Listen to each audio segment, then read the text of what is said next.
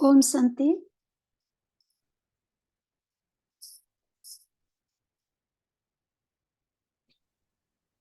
जी नमिता बहन, आप स्टार्ट कर सकते हैं। स्टार्ट।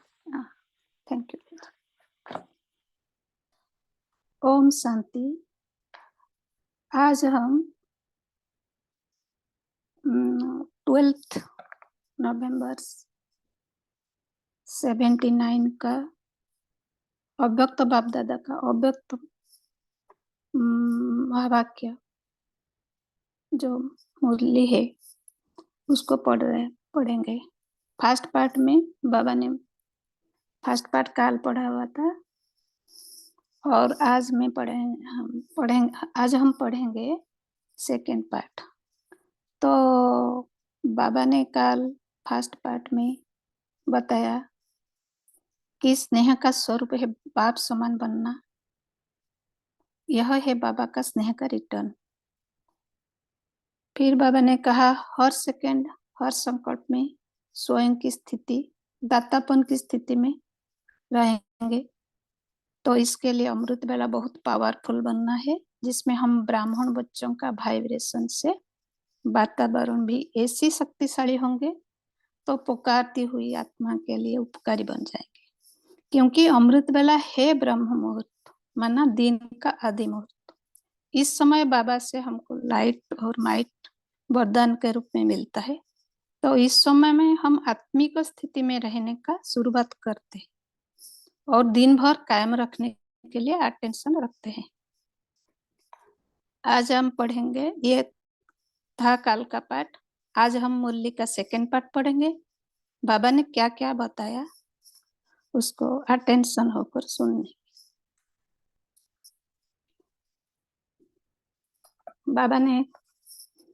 बाबा ने कहा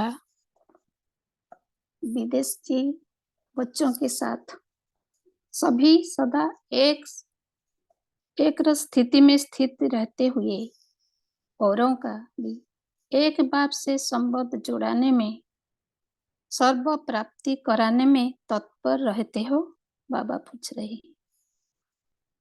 एक बाप दूसरा न कोई, ऐसी स्थिति निरंतर और नेचुरल बनी है कि बनानी पड़ती है, अभ्यास करना पड़ता है या स्वतः ही यह स्टेज रहती है? कहाँ तक पहुंचे हो? जब परिचय मिल गया अपना भी और बाप का भी, फिर बार बार अटेंशन देने की आवश्यकता है? बाबा बच्चों को पूछ रहे हैं।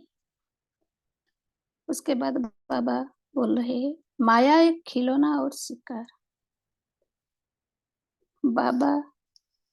बाबा हमको स्थिति के ऊपर हम अटेंशन खिंचवाते और माया के ऊपर अटेंशन भी देने के लिए बोलते हैं। बाबा कहते हैं, माया तंग करती है क्या? अब नमस्कार करने का समय है, न कि वार करने का। क्या अभी तक माया का वार होता है? समय प्रति समय जैसे स्टेज आगे बढ़ती जा रही है, अब माया का वार नहीं होना चाहिए। अगर माया आए भी तो उसे खेल समझकर देखो। ऐसे अनुभव हो जैसे साक्षी होकर हद का ड्रामा देखते हैं।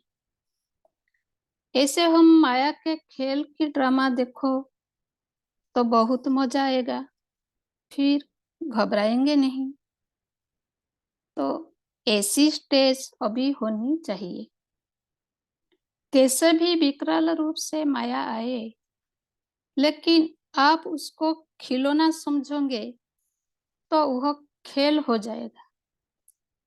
जैसे शिकारी शिकार करता है, उसमें भी बार वार होता है, लेकिन शिकार समझने के कारण वह घबराता नहीं है। बाबा अच्छे से समझाया कि जब शिकारी शिकार करते थे तो उसको शिकार जैसे नहीं लगता था, क्योंकि वह अपनी मंजिल तक पहुंचने के लिए अब एम रखते हैं। तो उसको शिकारी शिकार भी खेल लगता है, खुश होता है। आप सभी माया के शिकारी हो। शिकारी कभी डरते नहीं, घबराते नहीं, खुश होते हैं। इस बार मधुबन से यह दृढ़ संकल्प करके जाओ कि सदा खिलाड़ी बन करके खेल देखेंगे, ताकि विदेश से मायावार करने की बजाय नमस्कार करना शुरू कर दे। ऐसे विदेशी संकल्प करते हैं? बाबा पूछ रहे हैं। अब सभी तरफ से माया का वार समाप्त। बाबा कहते हैं जब माया आएगी, माना जब परिस्थिति बात रूपी माया का ड्रामा को सामना करने के लिए हम अपने अंदर का ड्रामा को देखना है। सब प्रकार मन का संकल्प और फीलिंग को साक्षी होकर देखेंगे तो माया का खेल खेल लगेगी। इसके लिए बाबा को साथ रख हर सीन को देख अपनी स्थिति ऊपर अटेंशन रखे। मैं आत्मा हर सीन को अनुभव कर रही हूँ। पहले अपने अंदर का ड्रामा पर निश्चय है और महसूस होगी कि मेरे अंदर ड्रामा चल रही है, तो बाहर का ड्रामा खत्म हो जाएगी, परिस्थिति रूपी माया भी खेल लगेगी। उसके बाद टीचर्स के साथ बाबा का साक्षात। टीचर्स अर्थात शिक्षक। बाप भी शिक्षक के रूप से पाठ बजाते हैं, तो शिक्षक बाप समान मास्टर वर्ल्ड शिक्षक हुए। जैसे बाप विश्व का शिक्षक है, सिर्फ भारत का नहीं है या सिर्फ फॉरेन का नहीं, पूरे विश्व का है। ऐसे मास्टर शिक्षक अर्थात बेहद के शिक्षक, तो जो बेहद के शिक्षक हैं उन्हों का नशा क्या होगा? बेहद का नशा बेहद की खुशी, बेहद की प्राप्ति, बेहद की प्रारब्ध। तो ऐसी टीचर्स हो ना, क्योंकि जैसे बाप का टाइटल मिला है तो टाइटल के प्रमाण कर्तव्य और गुण भी वही होंगे ना। तो बेहद में रहती हो, स्थिति भी बेहद की, देहाभिमान हद की स्थिति हुई। देहाभिमानी बनना यह है बेहद की स्थिति। देहाभिमान में आएंगे तो अनेक प्रकार की हद में, मैं फीमेल हूँ, यह भी हद है ना। इसी प्रकार देह में आने से अनेक कर्म के बंधनों में हद में आना पड़ता। जब देही बन जाते हो तो ये सब बंधन खत्म हो जाते हैं, तो स्थिति भी बेहद की अर्थात देहाभिमानी रहे। तो बाबा हमारा स्थिति को याद दिलाती है, फिर स्थिति बनने की तरीका भी बता रहे हैं। तो सिर्फ हमको अटेंशन रखना है, उसके साथ हमको जीवन मुक्त भी कर देते हैं इस संगम युग में। जो बेहद की शिक्षक का टाइटल मिला, उसी प्रमाण शिक्षक का कर्तव्य और गुण बेहद में है या नहीं, बाबा पूछते हैं। जब कर्तव्य और गुण बेहद में होगी तो स्थिति भी स्वतः हमारा बेहद का हो जाएगी। फिर बाबा ने बोला टीचर्स अर्थात बेहद में रहने वाली, टीचर्स अर्थात बंधनों से मुक्त रहने वाले। जैसे आप लोग भी कहते हो बंधन मुक्त ही जीवन मुक्त, तो जो बेहद की स्थिति में रहने वाले होंगे वह बंधन मुक्त जीवन मुक्त होंगे। भविष्य का जीवन मुक्ति नहीं, अभी की जीवन मुक्ति है। इस संगम युगी ब्राह्मण जीवन में रहते हुए वायुमंडल, वाइब्रेशन, तमोगुणी वृत्तियां, माया के वा इन सब से मुक्त। बाबा कहते हैं हम बंधन मुक्त रहेंगे, इस संगम युग में हम बंधन मुक्त रहेंगे तो जीवन मुक्त की अवस्था को अनुभव कर पाएंगे। इसको कहा जाता है जीवन मुक्त। तो टीचर अर्थात अभी के जीवन मुक्त तो ऐसी हो। टीचर भी परिभाषा ही यह है। टीचर्स का टाइटल कोई कम नहीं है। तो बाबा ने क्लियरली कहते हैं कि टीचर्स अर्थात जीवन मुक्त अवस्था। टीचर बनना अर्थात बाप समान बनना। टीचर बनना अर्थात बाप की गद्दी पर बैठना।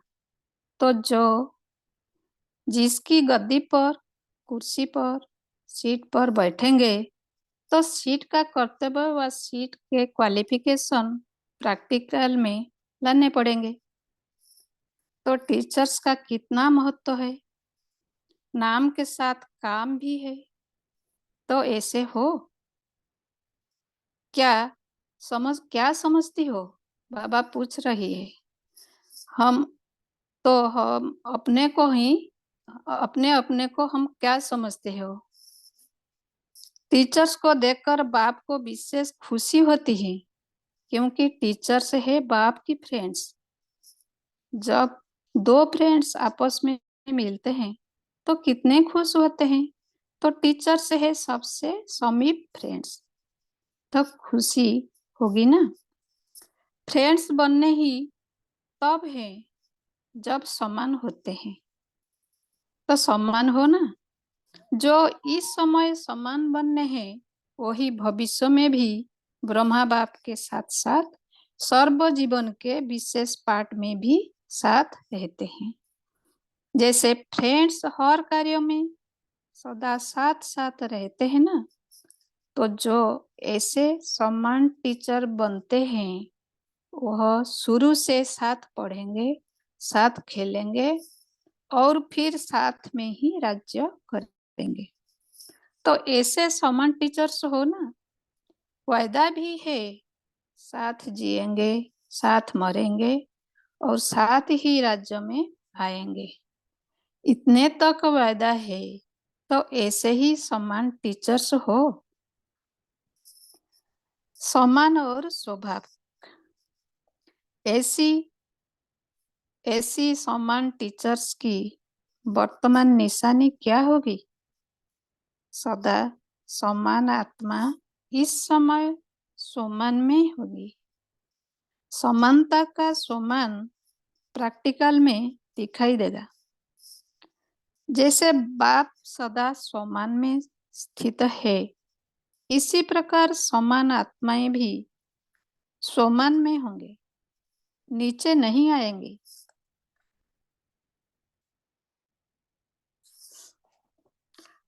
हर कदम समान का होगा। तो समान को देखने से ही सबके मुख से निकलेगा कि यह तो सोमानधारी बाप समान है। सोमान ही उनका सिंहासन होगा।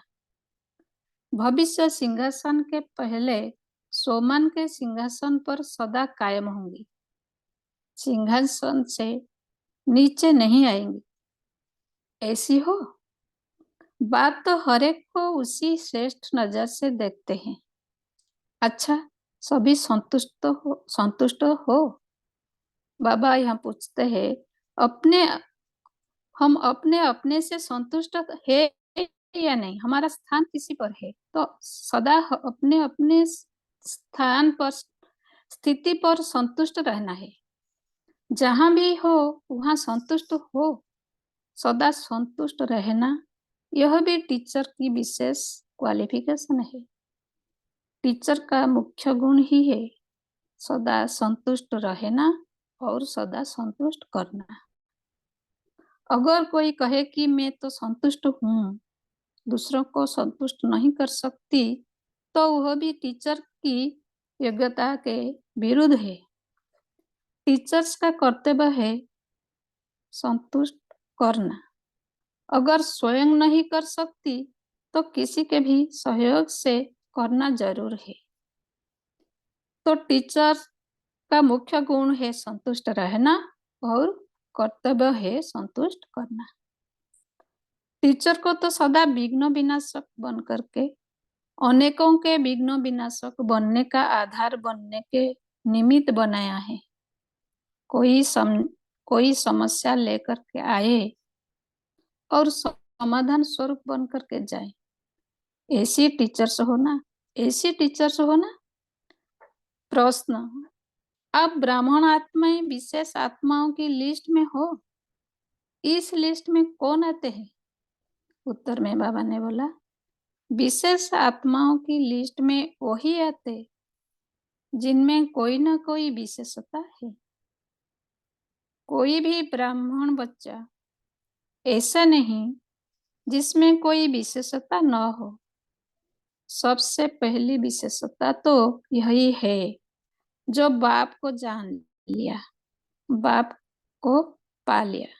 कोट्टों में कोई और कोई में भी कोई नहीं जाना, तो बाप भी उसी नजर से देखते हैं कि यह विशेष आत्माएं हैं। विशेष आत्माओं को सदा खुशी के झूले में झूलना चाहिए। लाडले बच्चे कभी भी मिट्टी में पांव नहीं रखते। आप लाडले बच्चे सदा बाप की याद में गोदी में रहो। सब कुछ करते भी बाप की गोदी में रहो, नीचे न आओ। ओम शांति। थैंक यू बाबा।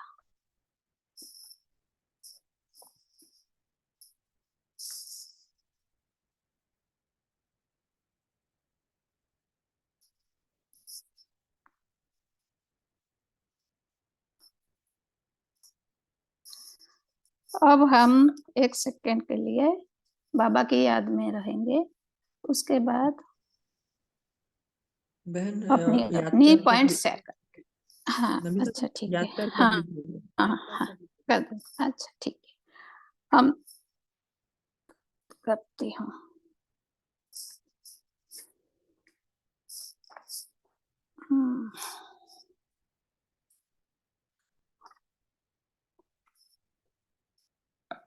ऐसे सदा उपकारी, हर सेकेंड मास्टर गति सदगति दाता, शक्तियों के भंडार से भरपूर अखूट खजाने के दाता, सर्व आत्माओं की थकावट मिटाने व थकावट अथक सेवाधारी, ऐसे बाप समान समीप बच्चों को बाप दादा का याद प्यार और नमस्ते।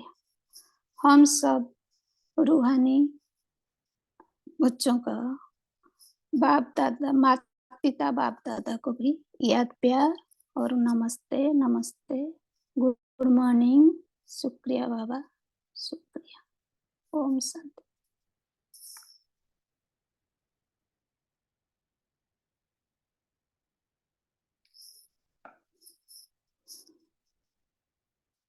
शांति 1 मिनट साइलेंस में रहेंगे, बाद में सभी अपना मन चिंतन शेयर करेंगे।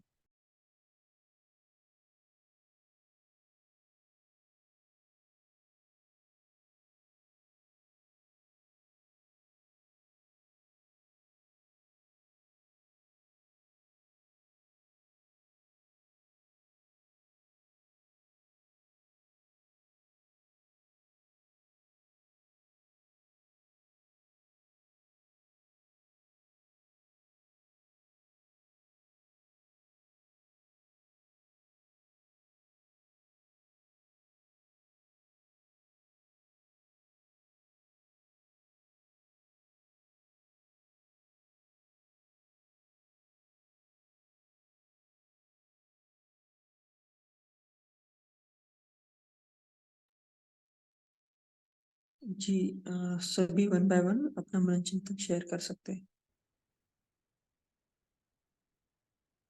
ओम शांति दीदी। जी ओम शांति, गुड मॉर्निंग सभी परिवार को। बाबा ने आज कहा है टीचर बनना अर्थात बाप समान बनना है। टीचर दूसरी पॉइंट में टीचर्स ही बाप की फ्रेंड है। शांति।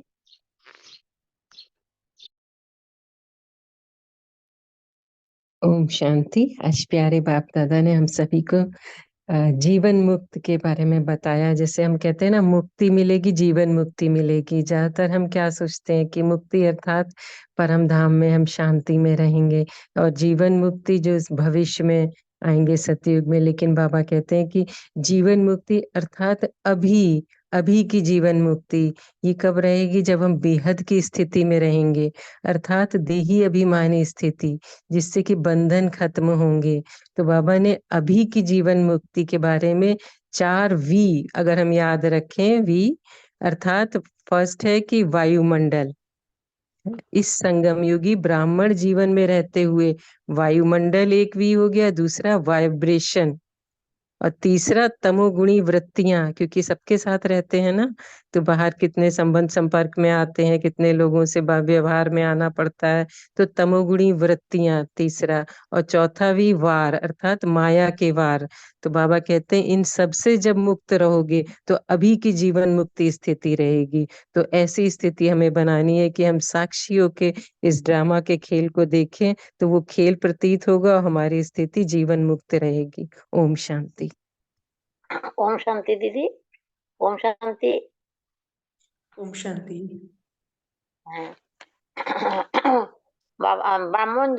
ब्राह्मण बच्चे के विशेषता, सबसे पहले विशेषता तो यही है जो बाप को गान लिया, बाप को पा लिया। कोटो में कोई और कोई में भी कोई नहीं जाना, तो बाप भी ऐसी नजर से देखते है कि यह विशेष आत्मा का है। विशेष आत्माओं का सदा खुशी में झूले में झूलते चाहिए। लाडली बच्चे कभी भी मिट्टी में पैर नहीं रखते।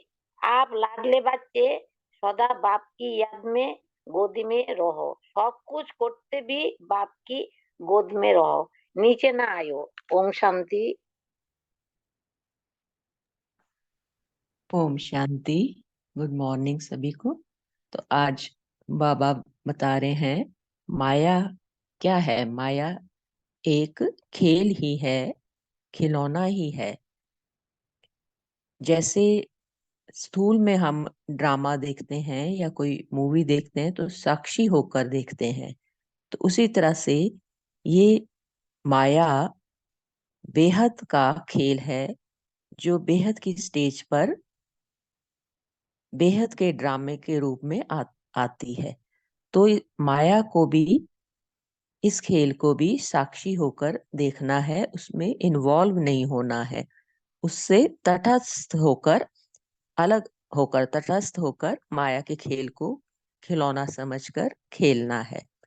फिर बाबा ने मुझे मास्टर शिक्षक बताया है, तो जो बाप के कर्तव्य हैं, गुण हैं, वही मुझ मास्टर शिक्षक के हैं।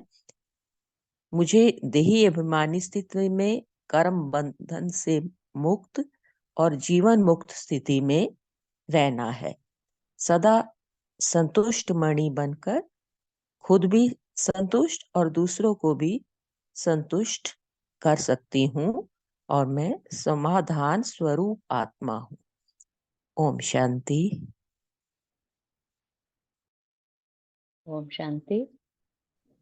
आज बाबा ने टीचर्स के बारे में बताया। असल में देखा जाए तो हम सभी के सभी ब्राह्मण आत्माएं टीचर हैं,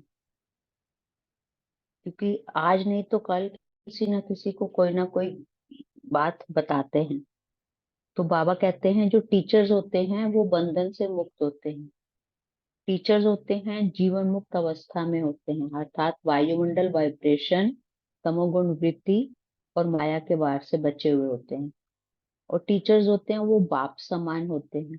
टीचर्स जो होते हैं बाप की गद्दी पर बैठने वाले होते हैं। टीचर्स जो होते हैं बाप के फ्रेंड होते हैं। बाप समान भविष्य में उनके साथ पाठ बजाने वाले होते हैं, अर्थात वायदा है उनका कि साथ पढ़ेंगे, साथ खेलेंगे। टीचर्स जो होते हैं समानता के स्वमान में रहते हैं, और वो श्रेष्ठ स्वमान की नजर से संतुष्टता को अपनाते हैं, खुद भी संतुष्ट रहते हैं, दूसरों को भी संतुष्ट करते हैं। और टीचर्स जो होते हैं वो विघ्न विनाशक होते हैं। ये सारी की सारी क्वालिटीज हमें अपने अंदर धारण करनी है और अपने आप को बाप समान बनाने की प्रेरणा अपने अंदर धारण करनी। ओम शांति। ओम शांति। आज बाबा ने कहा कि टीचर्स माना पूरे सारे विश्व के टीचर, जैसे बाप सारे विश्व का टीचर है, ऐसे हम भी बेहद के टीचर है, विश्व के टीचर है। तो हमें बेहद का नशा होना चाहिए, बेहद की खुशी होनी चाहिए, बेहद की प्राप्ति, बेहद की प्रारब्ध। जैसे बाप समान तब हम कहलाए जाएंगे बाप के समान बेहद के विश्व के टीचर्स। और उसी के प्रमाण हमारे अंदर कर्तव्य गुण भी वही होंगे। तो बाबा पूछ रहे हैं कि हर एक अपने आप में देखे कि क्या मैं बेहद में रहती हूँ, बेहद की स्थिति रहती है। बेहद की स्थिति मतलब देही अभिमानी बनना। हमेशा आत्मिक स्थिति में रहने वाली ही बेहद की टीचर कहलाई जाएंगी। अगर आत्मिक स्मृति में नहीं रहे तो फिर हमारे अंदर हदें आ जाती कि मैं फीमेल हूँ, मैं इस सेंटर की इंचार्ज हूँ, मैं इस घर की जैसे गृहस्थ में रहने वाले भी अपने घर गृहस्थ वाले हम समझते हैं, लेकिन घर गृहस्थ में रहते हुए भी हम ये नहीं है कि हम गृहस्थी के इंचार्ज है, हम यहाँ पर भी हम सेवाधारी हैं।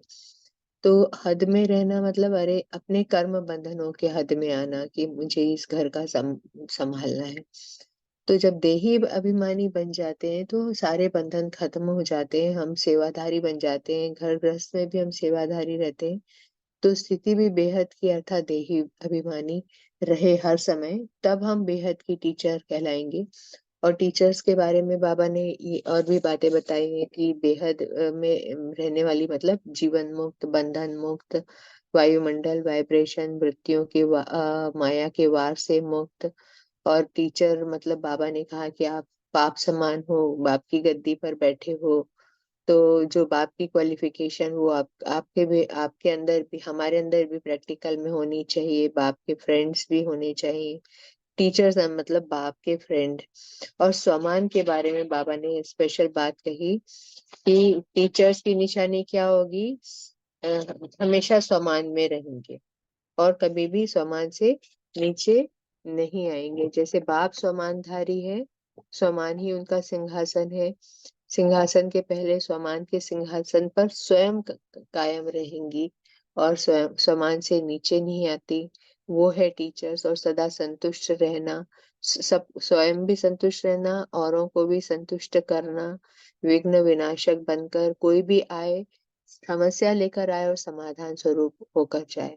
इतनी सारी क्वालिफिकेशंस हम सब में होनी चाहिए, तब हम बेहद के टीचर बाप समान कहलाएंगे। ओम शांति।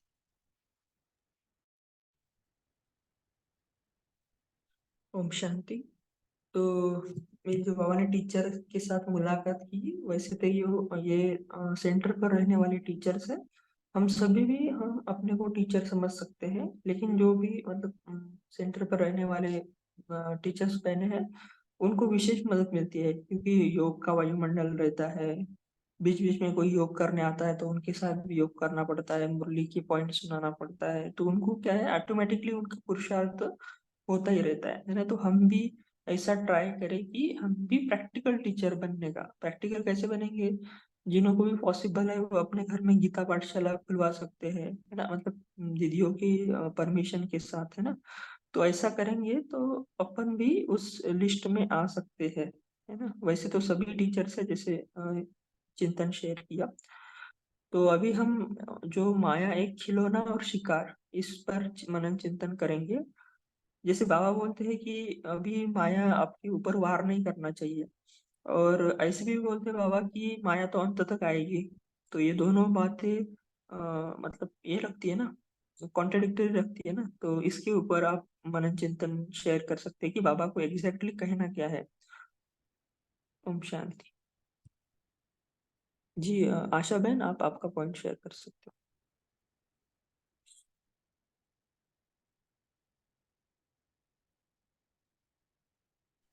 ओम शांति भाई जी। आज बाबा ने विशेष आत्मा के बारे में कहा कि विशेष आत्मा में कोई ना कोई विशेषता होती है। कोई भी ब्राह्मण बच्चा ऐसा नहीं है जिसमें कोई विशेषता ना हो। क्योंकि हर एक ने बाबा को पहचाना है, जान लिया है और बाबा को पा लिया है। तो पहले नंबर की विशेषता यही है। और बाबा ने एक मूल्य में कहा था कि अपने विशेषता को सदा प्रभु प्रसाद समझना है, अपनी विशेषता नहीं समझना है।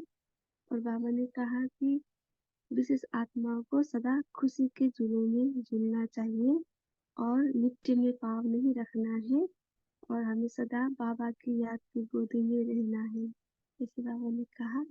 ओम शांति।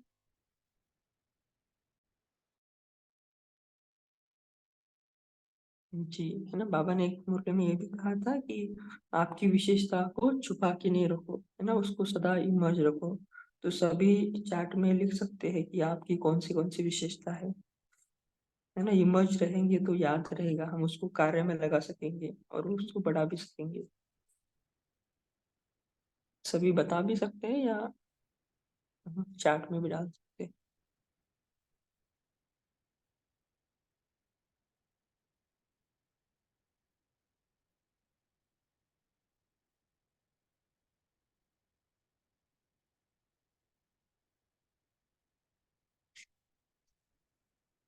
जो बाबा ने बोला ना, माया एक खिलौना और शिकार, तो ये जो पढ़ रहे थे तब एक चित्र सामने आया था कि जो भक्ति में देखा था ना हमने कि विष्णु शेष शैया पर सागर में लेटे हैं, है ना।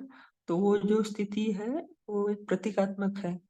तो उसमें भी माया तो है ना, लेकिन वो वार नहीं कर रही है ना। तो उसमें भी वो जो विष्णु दिखाते हैं एकदम अपने स्थिति में स्थित है ना, एकदम अतीन्द्रिय सुख में है, नारायणी नशे में है। लेकिन माया भी है साथ साथ, है ना, समंदर में भी तूफान है। तो ये अभी का ही यादगार है कि ये जो पूरा संसार है एक हलचल में है ना, और पांच विकार भी सिर पर मंडरा रहे हैं लेकिन वार नहीं कर रहे, और प्रकृति की भी हलचल है। तो इसी ऐसी स्थिति में वो एकदम अपने स्थिति में स्थित है। तो ये भी एक उदाहरण है जी। और भी आप मनन चिंतन शेयर कर सकते हैं जो भी आपको अच्छा लगा।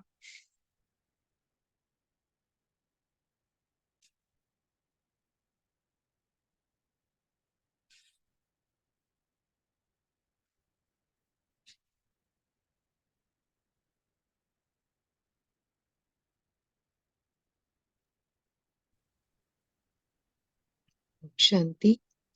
माया एक खिलौना और शिकार का उदाहरण बाबा ने जैसे बहुत अच्छा दिया कि जैसे हम हद के ड्रामा को साक्षी होकर देखते हैं, तो उसमें तो कितनी तरह के सीन्स आते हैं।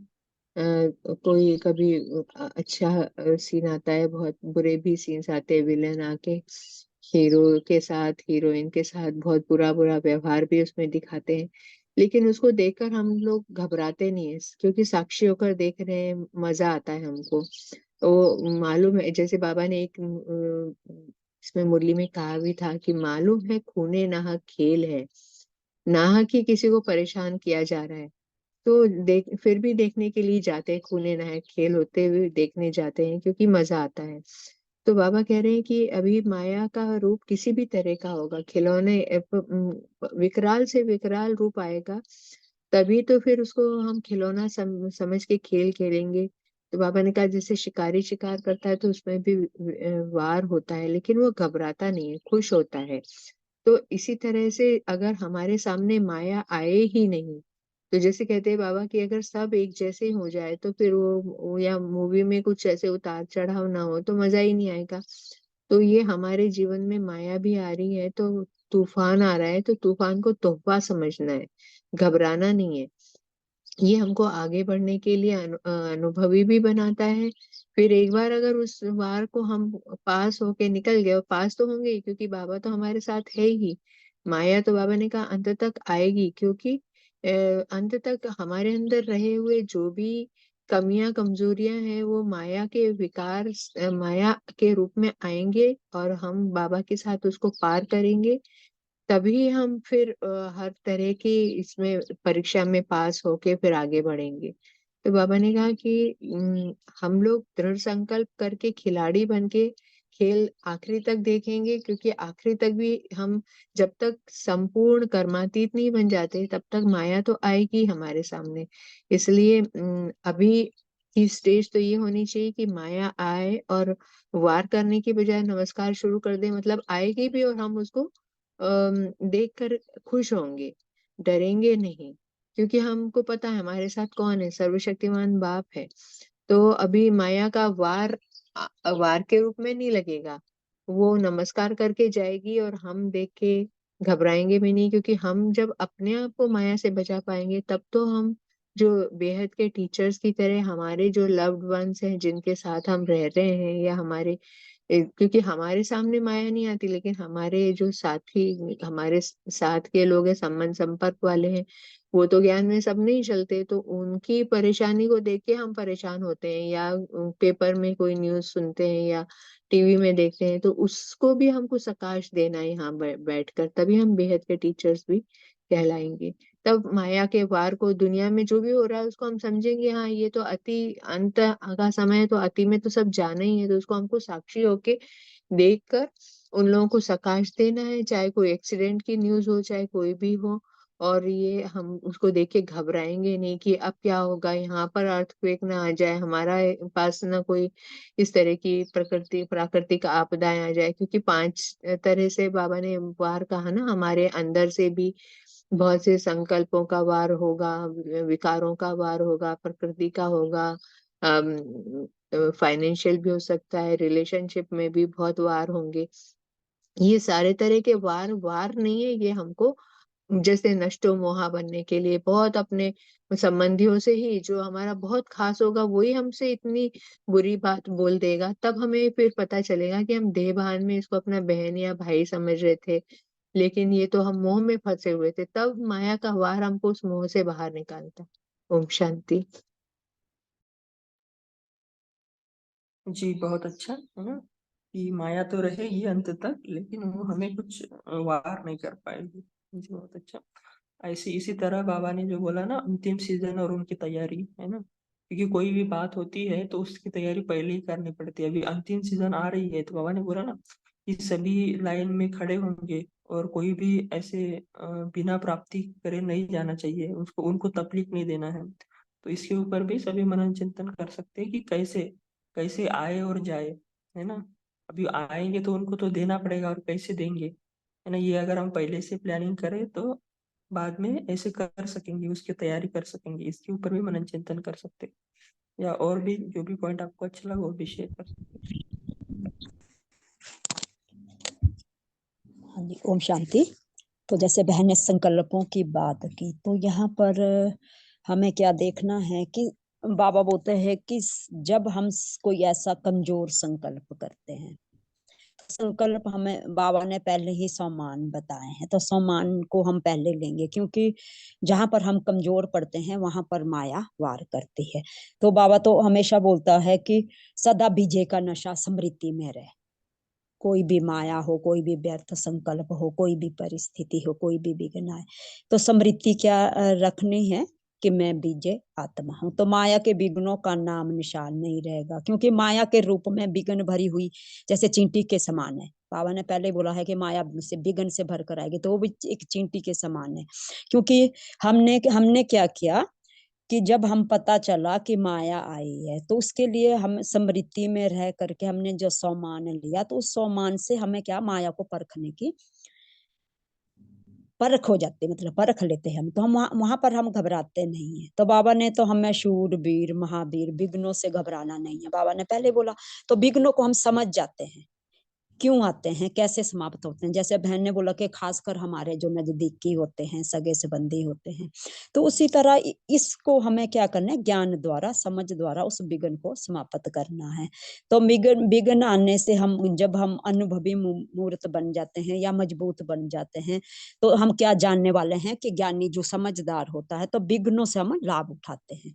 तो उस लाभ को उठाने के लिए हमें व्यर्थ संकल्पों से घबराना नहीं, और संकल्प के ऊपर विजय प्राप्त करने है। और कमजोर संकल्प को हमने समाप्त करने के लिए हमें एक ऐसी विदाई देनी है जिससे हमारे हर संकल्प में उस व्यर्थ को समाप्त करने, खत्म करने का सारा बोझ बाबा को दे देना है, क्योंकि बाबा ने पहले ही बोला है कि मुक्त होने से ही सदा स्वस्थिति रहेगी। तो हमने वहां से मुक्ति लेकर के हमें अपने स्लोगन पे भी सदैव याद रखना और व्यर्थ ना बोलना, ना सुनना, ना सोचना और ना व्यर्थ समय गवाना है। ओम शांति। जी बहुत अच्छा। ये जो है ना कि विजन और उनकी तैयारी, तो कभी कभी हम किसी महारथियों के पास जाते हैं, या हमने ब्रह्मा बाबा का भी उदाहरण सुना है ना कि उनके सामने कोई आता था तो वो भूल जाता था कि उनको क्या पूछना है। तो ऐसे क्यों होता था कि ब्रह्मा बाबा अपने उस हाईएस्ट स्थिति में स्थित रहते थे, तो उस स्थिति में स्थित होने के कारण उनके सामने कोई भी आता था तो वो भी उसी स्थिति में स्थित हो जाता था ऑटोमेटिकली। ऐसे अंत में भी होगा, हम अपनी स्थिति में रहेंगे क्योंकि हमें तब तो बाबा को याद करना है, और हमारे सामने कोई आएगा भी तो उसको भी क्या साक्षात्कार होगा और उसको भी सब प्राप्तियां हो जाएंगी, है ना। इसी रीति से अंतिम सीजन की तैयारी करनी है। इसके लिए निरंतर योगी बनना पड़ेगा। जब निरंतर योगी बनेंगे तो ऐसे हमसे भी दातापन का सेवा होंगी। अभी टाइम हो गया है। जयंत भाई जी आप शेयर कर सकते हैं। ओम शांति। बाबा का ऐसा कहना है कि जिसमें समानता होती है उसमें मित्रता होती है। एक सरीका, कुछ फर्क नहीं किसमें। ऐसी मित्रता बाबा के साथ हमें करनी है। उसके लिए हमें बाप समान बनना है और उसके लिए हमें बाप के हर गुण पर चलना है और बाप को फॉलो करना है, और मेरा बाप दूसरा कोई नहीं, ऐसा हमें बनना है। एक ही बाप, दूसरा कोई नहीं, ऐसा बाप समान हमें बनना है। ओम शांति।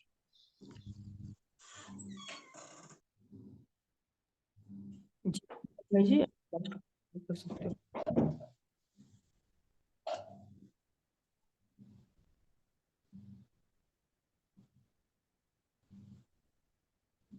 गोपाल भाई आपको शेयर करना है last point. Okay. Om Shanti.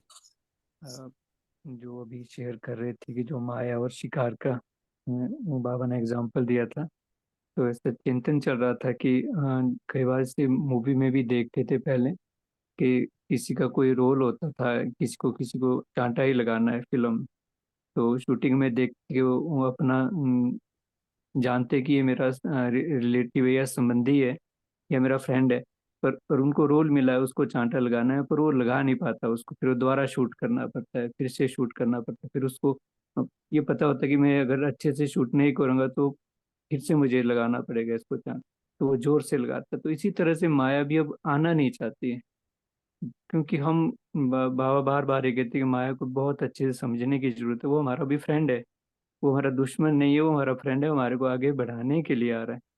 उस रीति से अगर हम अलग एंगल से देखेंगे तो फिर हम बाबा कहते हैं कि ब्राह्मणों के लिए कोई भी चीज़ अब खराब होने वाली है नहीं, सब जो भी कुछ हो रहा है वो अच्छा करने के लिए ही हो रहा है। ओम शांति। जी बहुत अच्छा है ना, माया अपनी फ्रेंड्स है। जैसे देखो ना कई बार हम बोलते कि हमारे अंदर कोई लोभ नहीं है ना, हमें कुछ चाहिए नहीं, लेकिन अगर हम जा रहे रास्ते से और हमें कुछ सोने का ढेर मिल गया, कोई सोने की चेन पड़ी हुई दिखी, तब हमारे मन में संकल्प आता है ना कि लेना है कि नहीं लेना है। अगर दिखेगा ही नहीं कुछ तो हम लेंगे ही नहीं। इसलिए माया आती है हमारे अंदर से पूरा निकालने के लिए। भाव बोलते हैं ना अभी अंदर से सब बाहर निकलेगा, तो वो देखना चाहती है कि सच में ये इनके अंदर है कि नहीं कुछ। तो अभी टाइम हो चुका है, तो अभी पोल लॉन्च हो रहा है, सभी मेन स्क्रीन पर रहेंगे और बाद में नमिता बहन होमवर्क और योग कराएंगे। ओम शांति।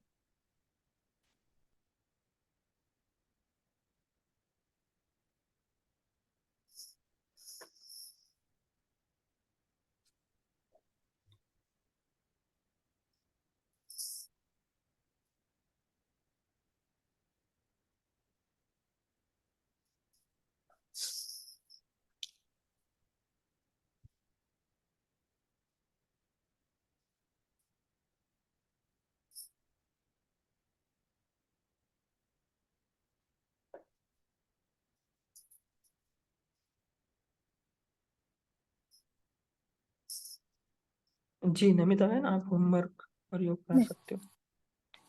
हाँ जी। आज का होमवर्क यही यही रहेंगे कि आज दिन भर आत्मिक स्थिति में रहने का और संबंध संपर्क में आने वाली हर एक आत्मा को भाई भाई की दृष्टि में हम देखने का अभ्यास हम करेंगे।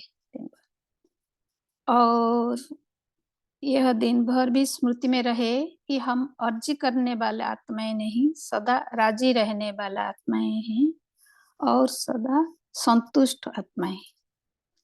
इसको हम होमवर्क के लिए लेंगे।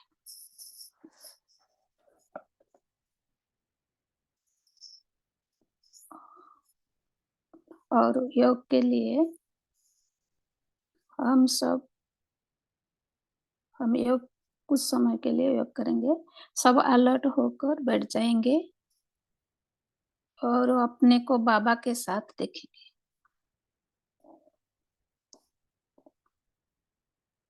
मैं आत्मा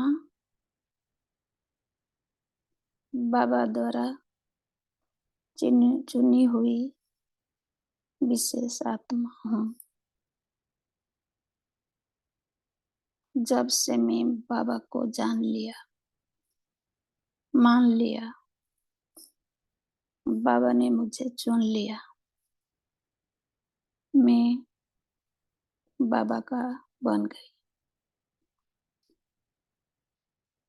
उसी दिन से बाबा मुझे जिस नजर से देखता है, मैं आत्मा हर एक आत्मा को उसी नजर से देखती हूँ। बाबा मेरी पिता है और बेहद का टीचर भी है। बाबा मेरी फ्रेंड्स भी है। बाबा मुझे देखकर खुशी होती है। मैं बाबा के साथ हर सेकंड में अपनी स्थिति को जीवन मुक्त स्थिति का अनुभव करती हूँ, क्योंकि हर सेकंड और हर संकल्प में बाबा के साथ अनुभव करती हूँ। हर परिस्थिति को मैं दिल से एक्सेप्ट करती हूँ, क्योंकि बाबा मुझे जैसे समझता है वह सत्य है। तो हर एक आत्मा को मैं ऐसे समझती हूँ जैसे बाबा समझता है। तो मेरी सत्य सिर्फ बाबा का समझ है। इसमें मैं संतुष्ट हूँ। बाकी सारे जो खेल मेरी अंदर में चल रहे हैं वह मेरी बनी बनाया खेल है। तो उस खेल को मैं आत्मा दूर से देखती हूँ। वह सत्य नहीं है, वह टेम्पररी है। तो मेरी बाहर की ड्रामा भी मुझे खेल लेती है। मैं आत्मा सत्य हूँ।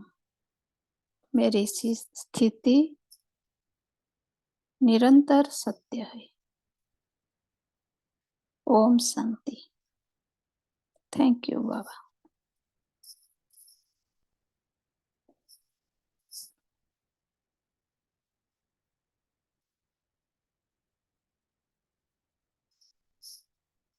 ओम शांति। थैंक यू बाबा, थैंक यू सभी बहन भाइयों को। ओम शांति। Thank you. शुक्रिया बाबा, शुक्रिया। बाबा। ओम ओके। ये ओ- बाबा शुक्रिया।